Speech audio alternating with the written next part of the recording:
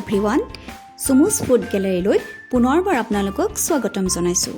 আজি মই আপোনালোকৰ বাবে সৰিয়হ আৰু বিলাহীৰে ৰন্ধা এটা ধুনীয়া মাছৰ ৰেচিপি লৈ আহিছোঁ। আশা কৰোঁ আপোনালোকে ৰেচিপিটো ভাল পাব। তেনেহ'লে আহক আজিৰ ভিডিঅ'টো আৰম্ভ কৰোঁ। ইয়াৰ বাবে মই লৈছোঁ কেইটুকুৰামান মাছ, 3টা মিডিয়াম সাইজৰ পিঁয়াজ এইদৰে কাটি লৈছোঁ, 3টা মিডিয়াম সাইজৰ বিলাহী এইদৰে কুটি লৈছোঁ, সৰু চামুচেৰে 4 চামুচ বগা সৰিয়হ লৈছোঁ। এইখিনি মই 10 মিনিটমান সময় পানীত তিয়াই ৰাখি ভালদৰে ধুই টুকি লৈছোঁ। এখিলা তেজপাত লৈছোঁ, 1 ইঞ্চিমান আদা, কেইফুটামান নহৰু আৰু 2টা কেঁচা জলকীয়া লৈছোঁ। আৰু লৈছোঁ সোৱাদ অনুসৰি নিমখ, সৰু চামুচেৰে 1 চামুচ হালধি, 1 চামুচ ৰোষ্টেড জিৰা গুড়ি আৰু লৈছোঁ 1 চামুচ কাশ্মীৰী জলকীয়া গুড়ি। এতিয়া মই প্ৰথমতে মাছখিনিত নিমখ হালধি দি ভালদৰে সানি লৈছোঁ।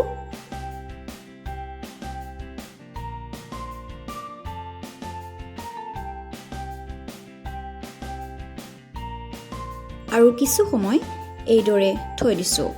এতিয়া এটা মিক্সি জাৰত সৰিয়হখিনি দি দিছোঁ।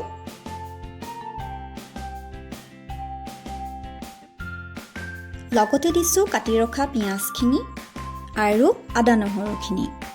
এইখিনি মিক্সিত পিচি লৈছোঁ।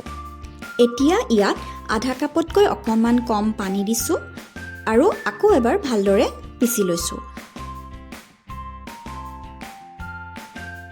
এতিয়া এখন কেৰাহীত মিঠাতেল গৰম কৰি লৈছোঁ আৰু নিমখ হালধি সানি ৰখা মাছখিনি এপিচ এপিচকৈ দি ভাজি গৈছোঁ।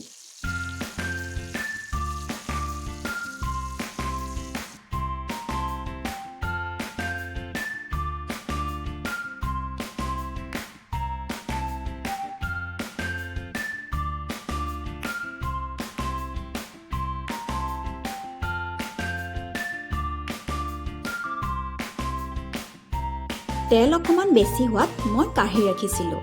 এতিয়া সেইখিনি তেলতে মই তেজপাত আৰু কেঁচা জলকীয়া কেইটা দি দিছোঁ। আপোনালোকে ইয়াত পকা জলকীয়া বা শুকান জলকীয়াও ব্যৱহাৰ কৰিব পাৰে। এতিয়া ইয়াতে মই কুটি ৰখা বিলাহীখিনি দি দিছোঁ।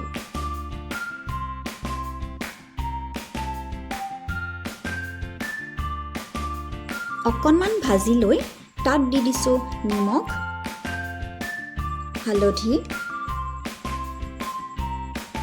ৰোষ্টেড জিৰা গুড়ি আৰু কাশ্মীৰী জলকীয়াৰ গুড়িখিনি।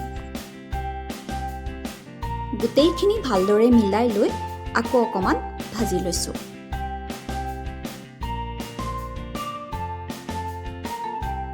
বিলাহীখিনি ভালদৰে গলি যোৱাত তাত মই সৰিয়হ, পিঁয়াজ, আদা আৰু নহৰুৰ পেষ্টখিনি দি দিছোঁ।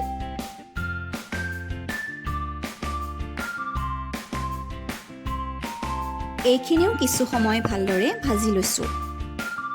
এইখিনি ভালদৰে ভজাৰ পাছত যেতিয়া ইয়াৰ পৰা কেঁচা গোন্ধটো গুচি গৈছে, তেতিয়া মিক্সিত লাগি থকা পেষ্টখিনিৰ লগত অকণমান পানী মিহলাই সেইখিনি মই ইয়াতে দি দিছোঁ।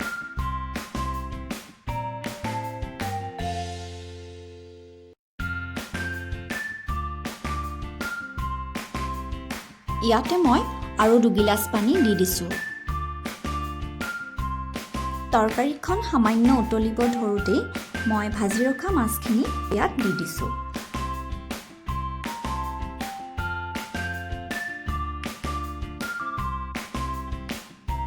আমাৰ সৰিয়হ আৰু বিলাহীৰে বনোৱা মাছৰ আঞ্জা প্ৰায় ৰেডি হৈ গৈছে। 10 মিনিটমান ভালদৰে উতলোৱাৰ পাছত তৰকাৰীখন অকণমান ডাঠ হৈ অহাত মই গেছৰ ফ্লেমটো অফ কৰি দিছোঁ। এতিয়া মই এইখিনি এটা ছাৰ্ভিং বাউলত উলিয়াই লৈছোঁ।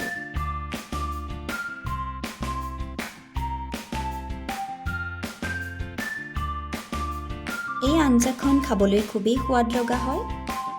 এবাৰ আপোনালোকে খাই চাব আৰু কেনে পালে মোক কমেণ্টৰ জৰিয়তে জনাবলৈ নাপাহৰিব।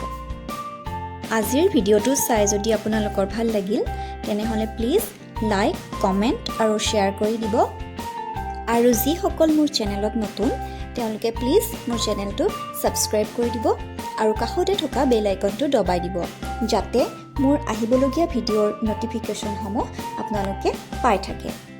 তেনেহ'লে পুনৰ আন এটি ৰেচিপিৰ ভিডিঅ' লৈ অহাৰ প্ৰতিশ্ৰুতিৰে আজিলৈ আহোঁ। ধন্যবাদ।